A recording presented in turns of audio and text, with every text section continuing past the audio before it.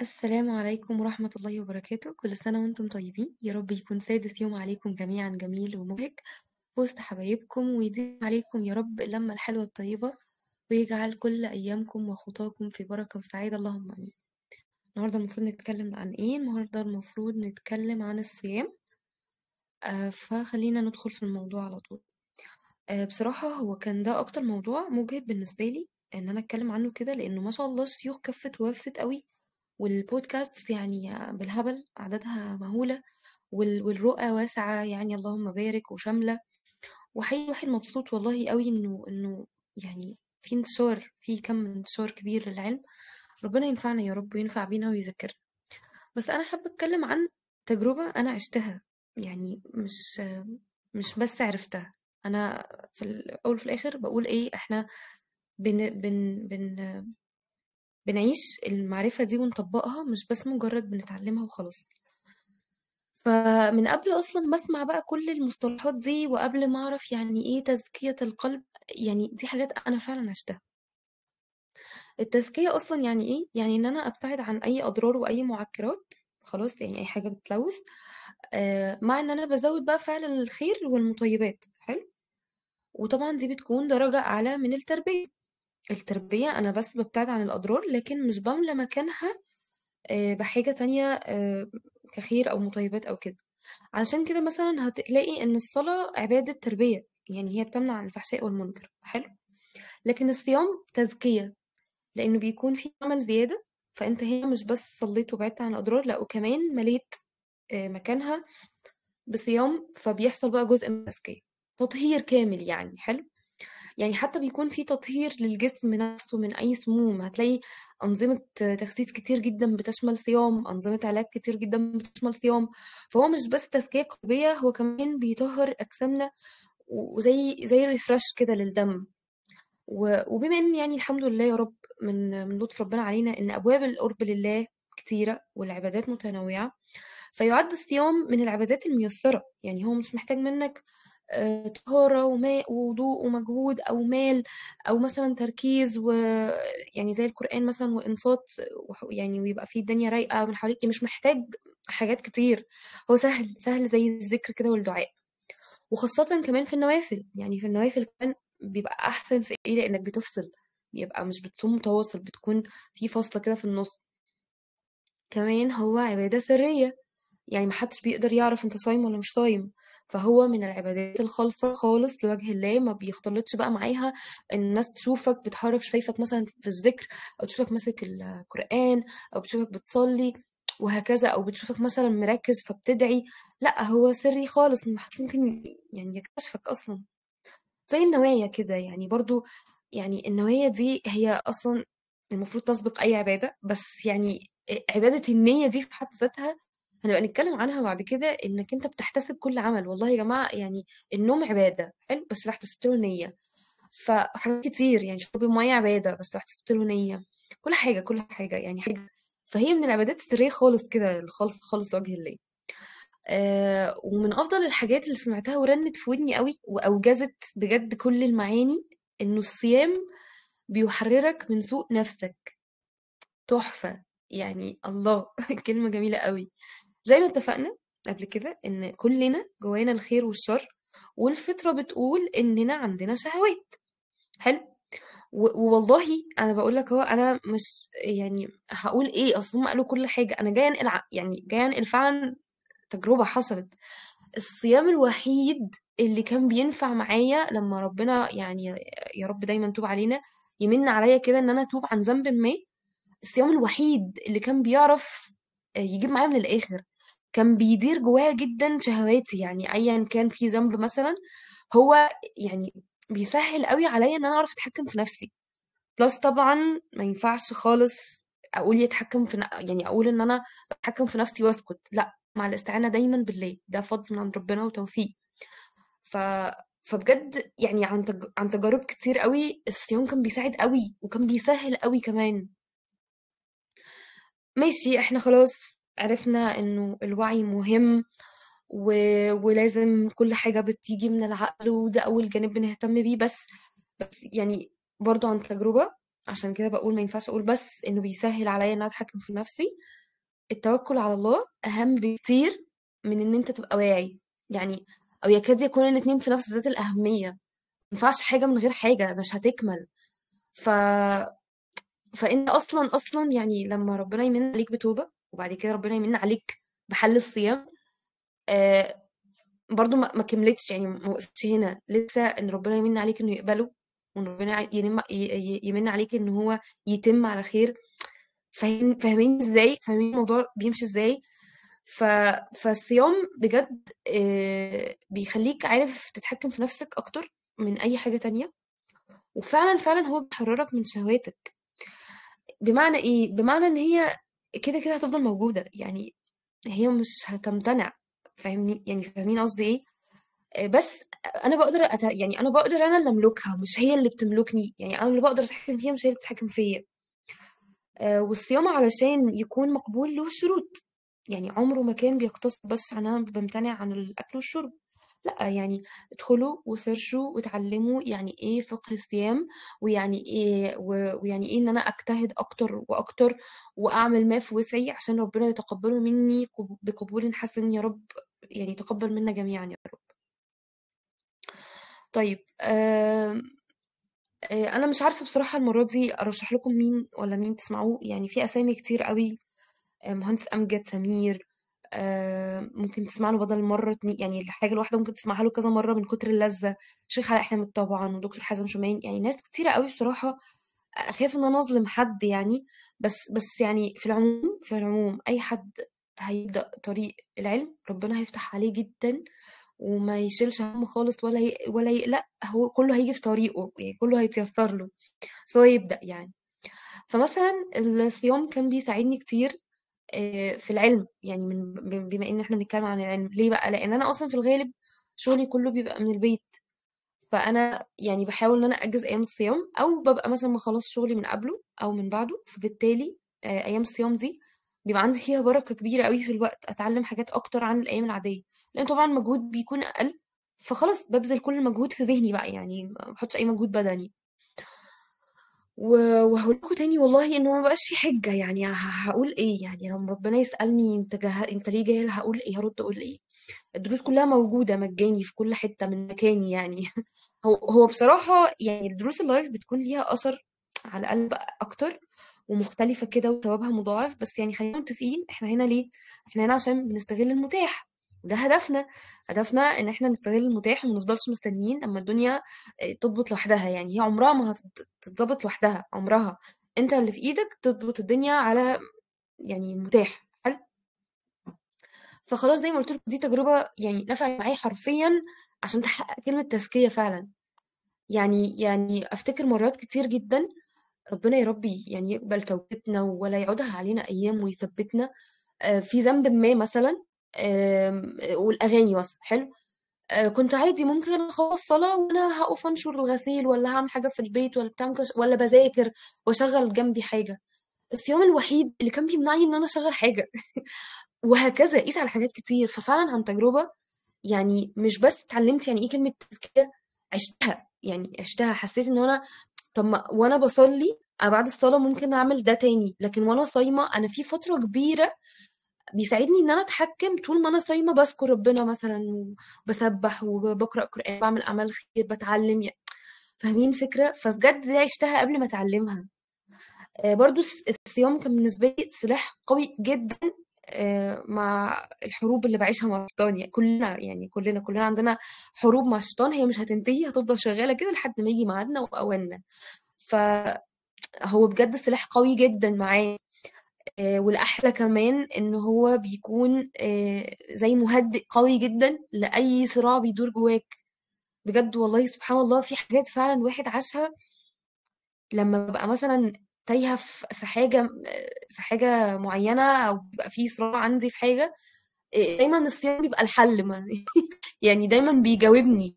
يعني مثلا في الجيم كنت دايما بستراجل قوي في حتة انه انا ازاي هعمل التمارين الرياضية من غير ميوزك، ما هي اللي بتحفز. وبعدين لما روحت الجيم وانا صايمة، طب ما انا مش عارفة اسمع يعني ميوزك وانا صايمة. وبدات اسمع دروس علميه وانا صايمه، ما نفع اهو. لما الموضوع هدى كل حاجه، فسبحان الله والله بجد. هو بيعلي عندنا جدا عباده التسليم لله والاوامر وحكمته. بجد انه هو فرض في شهر رمضان، في الوقت من فين لفين. يعني ما تيجي بقى تتعلم عن فقه واحكامه وكده، هتلاقي انه يعني انت عندك خلاص تمام حاضر، انت عندك الحاضر جاهزه، في عزيمه عند، يعني في حته، في قوه قصدي في حته التسليم، تمام حاضر. لما بتيجي مثلا كده تقف مع نفسك وتركز كده في اليوم اللي انت صايم فيه وموقف يعصبك، فبتقرر تقول في سرك انا مش عايز اضيع صيامي، فتقول ايه؟ اللهم اني صائم، اللهم اني صائم، اللهم اني صائم، ترددها كتير لحد ما بتهدى. فسبحان الله والله بجد، يعني دي هدية، يعني هدية جدا، هدية قصدي بجد كبيرة جدا. آه، يعني يعني المفروض نستمتع بيها، يعني بجد والله يا جماعة استمتعوا بيها، وبلاش الدنيا تسرقكم، لأن هي المتعة مش في الصواني، وإن احنا بقى نكبس على نفسنا، والمتعة مش في لما خالص تبقى كلها نميمة وأغاني وحاجات كده، اللهم عافينا. فمتعته متعة تانية خالص بجد، معانيه مختلفة خالص لو عشتها من غير بس ما تسمعها.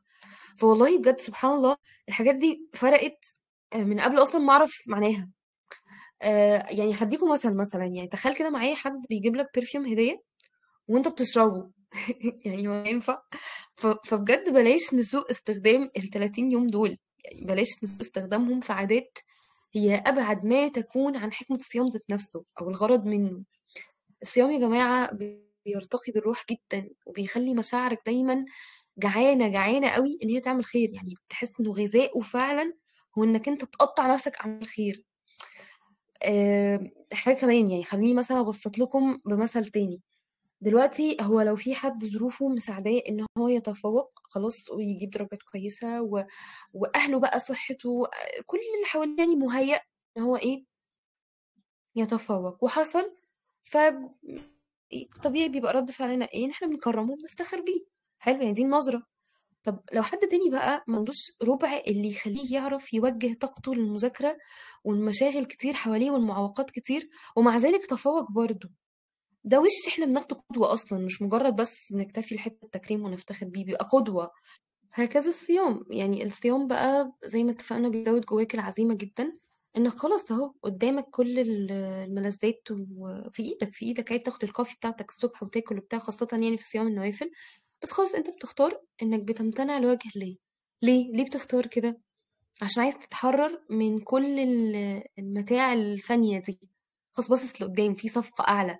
أنا همتنع دلوقتي حاجة صغننة بس عشان هاخد بعد كده ثواب أكبر، وهكذا.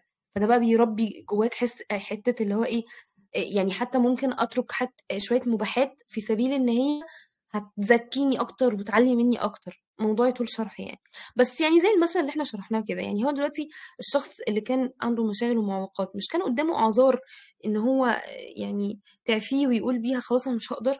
بس هو يعني بفضل الله اختار ايه؟ اختار ان هو يتحرر من القيود دي اصلا اللي حواليه، وآمن من جواه ان هي مش باقيه ومش ده مكانه، مش هو ده اللي يستحقه.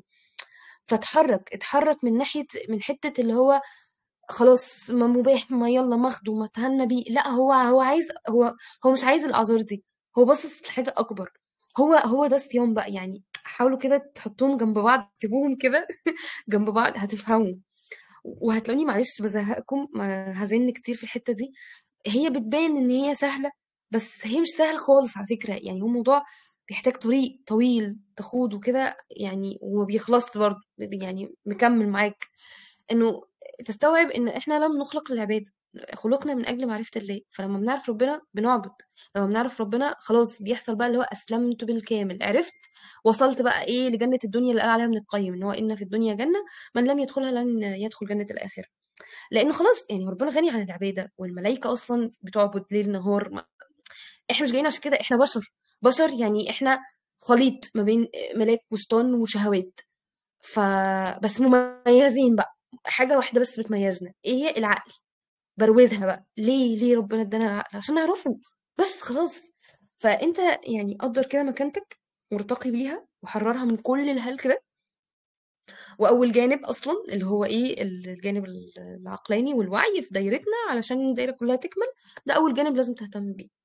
وعلشان تكون معتدل ومتزن، يعني مش تعلى، يعني الويفز بتاعتك مش تبقى بيكس لأعلى حتة وبعد كده داونز لأعلى حتة، لا تبقى معتدلة ومتزنة، ما يبقاش في بيكس كتيرة كده. لازم الأول تفهم ايه الحكمة من وجود الشر، اللي هو السؤال الوجودي بتاعه ليه في ستون. ساعتها بقى انت بتستوعب ان انت عمرك ما هتمنع وجود الشر، ولكن هتعرف تديره. انا بتكلم على الشر اللي جواك، حلو يعني، اللي هو السؤال اللي هو طب انا ليه اصلا عندي سوء نفس وليه الشيطان يوسوس لي. هتفهم بقى ساعتها انه ما بيمنعش، انا مش هقتله، مش هقضي عليه، هو لسه هيفضل معايا يصارعني، مش هعرف اديره. بمعنى انه لو غلبني مره هقدر اغلبه 10. ومن هنا بقى بتيجي بقى كل المصطلحات بتاعه القبول والسكينه والخ، اللي كل مصطلحات الغرب دي. انت متخيل قد ايه هم بيجتهدوا يا عيني في حاجات كتير وبيفصصوا في حاجات كتير، وهي كل الدنيا عندنا متلخصه في كلمه: اسلمت. أسلمت لحكمتك يا رب. فربنا يمن عليك ويكافئك بالمعرفة والعلم ويفتح عليك، وبتبدأ بقى تتحقق بقى السعادة اللي الناس كلها يعني دايخة عليها دي. خلاص يعني، هو الموضوع بسيط، ان انت بس قدر مكانة عقلك، قدر الميزة اللي ربنا اداها لك، فاختار ميز بس.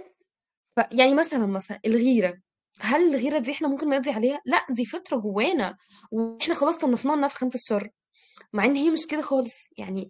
انت لو فضلت تقسى على نفسك وتصنفها ان هي حاجه وحشه، هي مش عمرك ما هتاخد منها، عمرك ما هتاخد منها يعني الفايده بتاعتها. انت لو لحظه حسيت انك غيران، لعلمك ده احساس صحي جدا. ليه؟ ان الاحساس ده بينقلك لاحساس وفي ذلك فليتنافس المتنافسون. يعني لما بحس ان انا غيران من حد، انا مش المفروض ان انا امنع عندي الاحساس ده ولا اقتله خالص، انا بديره، بوظفه صح. بمعنى ان انا احس ان انا لا، ده أنا محتاجه اجتهد شويه، انا محتاجه اشد على نفسي شويه كمان. ومع ذلك يعني ادعي للي قدامي، وادعي للمنافس، وادعي له بكل حب، وادعي له من كل قلبي ربنا يوفقه ويرضيه، وادعي لنفسي. وابدا بقى خلاص مفاهيم بقى ايه تانية بتشتغل، انه انا مش هينفع افضل مكاني، مش هكتفي ابدا، دايما عايزه اوصل للاعلى حتى لو بنافس نفسي. بس يعني يكفي انك بتجاهد نفسك وتنافس نفسك. وتبدأ بقى يعني يبدأ بقى الإخلاص، يا رب ربنا يعني يتقبل مننا كل أعمالنا خالصة بلا أي تشوش، إنه إنما العمل عمل الآخرة. وتبدأ خلاص تستوعب: يا رب زهدنا في الدنيا، واشغلنا يا رب فيما يرضيك، وعظم في قلوبنا يا رب الآخرة، وارزقنا يا رب حبك. يعني إن ربنا أصلا يحبك دي كبيرة قوي، إنه يعني معناها إنه بييسر لك بعد كده كل حاجة حلوة. يحبك يعني ييسر لك كل حاجة حلوة. وتبدأ تدعي: يا رب حبب فينا خلق الطيبين، الطيبين بس ماشي، مش عايزين غيرهم. الطيبين بس، مش عايزينهم كلهم. فكل ده نشأ منين؟ من ان انت حسيت بغيرة، فحسيت انك انت عايز تتنافس، فحسيت ان انت بعد ما تتنافس بشرف. طب واحنا بنتنافس ليه؟ علشان يعني هنا وبس؟ يعني خلاص هي ده اخرك، ده اخرك يعني لحد العتبة اخر الخط ده، ولا لا، في حاجات ابعد من كده. فتبدا تدعي له وتدعي لنفسك ونتنافس ونبقى نفس احنا الاتنين نوصل للجنة سوا. حسيت كلها بتيجي اصلا، وبتبدا المفاهيم دي كلها يعني تكتمل من احساس صغنن قد كده. ف... فده يعني محتاج مجهود انك انت توعى: انا ما بمنعش الشر، والشر كده كده موجود، ودي الحكمة اصلا، بس بديره بس. فعشان كده محدش طول الخط بيكون كويس. زي ما وضحنا، مرة نفسي بتغلبني والشيطان يغلبني، وارجع انا اغلبه 10 مرات. وهو ده اصلا مفهوم التوازن. يعني التوازن عمره ما كان 50-50، لو مرة قصاد مرة، لا. يعني هو التوازن ان هو انا عارف اغلبه اكتر ما هو عارف يغلبني، متحرر يعني، انا عارف اتحكم فيه، مش هو اللي بيتحكم فيا. فاهمني؟ وطبعا مش انا ما تتقالش كده، بفضل الله، بالاستعانه بالله. يعني احنا لوحدنا مش اقوياء. يعني احنا مش ضحايا للشيطان خالص. احنا اقوى منه، بس مش اقوى منه لوحدنا، احنا اقوى منه بالله. ما ننساش دي مهمة، دي الاساس.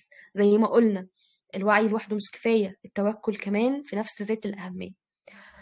بس ومثلا برضو احنا مش ضحايا يعني اللي هي الحاجات البسيطة اللي بتحصل. انا مش اقصد اللي هي المظالم الكبيرة اللي اوريدي يعني لوجيك او فطره او قدر، كلنا اوريدي هنمر بيه محن قدريه، هي في باطنها خير جدا. بس خلاص يعني هي دنيا دار مشقه، يعني حتى ملذتها مشقه، ما اقصدش هنا الحته دي. بس ما حدش ضحيه حد في انه مثلا اذاه، لا، ما هو ده برضو يعني قلة وعي منه فظلم لنفسه. تمام، بس ده موضوع ايه، مش لازم الخبطكم دلوقتي. المهم خلاص. الصيام بيعمل ايه كمان؟ الصيام هو علاج مشترك ماشي، هو علاج مشترك لكل انواع الانتكاسات. يعني احنا خلاص فهمنا ان كل انتكاسة وليها طريقة للتعامل معاها، وقلنا انه ممكن يبقى فيروس واحد بس المرضى مختلفين، فبالتالي علاجهم بيبقى مختلف. وحتى ولو مريض واحد العلاج برضو بيختلف من وقت للتاني. بس ده بقى علاج زي الفيتامين كده، يعني ملوش اضرار، هو ملائم لكله. فدي حاجة برضو تانية. حاولوا تسمعوا برضو الفيديو اللي انا هسيبه لكم ده. معلش يا جماعة، راعوني انا بتلعثم دلوقتي كتير، ان انا تعبانة عايزة انام. آه، شرح فيه الصيام، وربطه بالمكفرات. بجد تحفة، تحفة قوي، يعني من الحاجات اللي أول مرة كنت أسمعها، يعني اللي هو إيه الجمدان ده. وعشان مطولش عليكم، يعني خلاص احنا حفظنا بقى، هسيب لكم فيديو التفسير. وخلونا دلوقتي نروح للحديث. الحديث اللي معانا دلوقتي عن ايه؟ عن باب فضل الجوع وخشونة العيش. بصراحة برضو يعني من قبل ما أعرف لفظ اللي هو اخشوشنه وإن في حاجة اسمها خشونة العيش، برضو من قبل ما اعرف زي ما شرحت له كده في الاول مفاهيم الصيام، دي حاجات انا مريت بيها فعلا، لاحظتها. انه مثلا انا لو اكلت كويس قوي بكسل. إيه لو كان عندي بقى ماشين مش عارفه ايه بتساعدني في ايه وتيسر عليا ايه، بكسل. يعني بلاحظ نفسي دايما انه كل ما الدنيا بتبقى اسهل، كل ما الكسل بيمسكني او بفقد لذة يعني متعة التجربة. يعني لما باجي اعمل مثلا قهوة في مكنة قهوة، على عكس خالص لما اجي اعمل قهوة على سبرتية، يعني دي ليها متعة ودي ليها يعني بجد بحس ان دايما اللي هي حاجات الحديثة بتاعت الراحة دي هي بتقتل المزاج. فمن زمان اصلا أنا كنت بلاحظ الموضوع ده، وكنت بقى ايه، يعني خلاص خدتها عهد على نفسي. لما حد بيسألني مثلا ايه سبل الراحة، بقول له انا ما بحبش اصلا الكلمة دي، يعني انا مش مقتنعة اصلا ان الدنيا فيها حاجة اسمها سبل الراحة. بعدين بقى بعد كده سبحان الله ربنا يعني فتح عليا ان انا اعرف حاجة اسمها اخشوشنو، وقد ايه دي بتفرق، وقد ايه دي بتربينا. ففي بصراحة حديثين حبيتهم قوي.